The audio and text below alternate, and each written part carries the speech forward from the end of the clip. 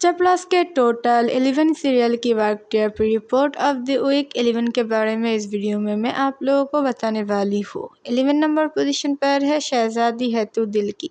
शहजादी है तू दिल की का टीआरपी रेटिंग है 0.4 रेटिंग पॉइंट।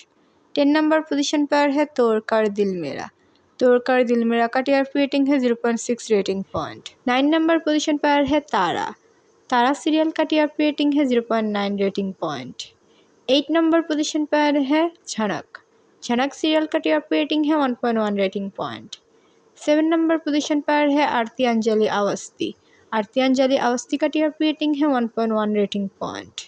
6 नंबर पोजीशन पर है Mr and Mrs Parshuram.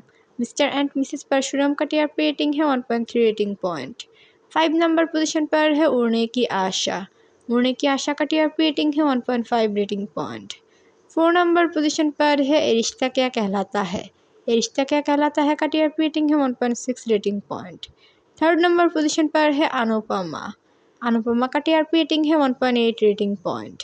2nd number position पर है क्योंकि रिश्तों का भी रूप बदलता है। क्योंकि रिश्तों का भी रूप बदलता है का टीआरपी रेटिंग है 1.9 रेटिंग पॉइंट।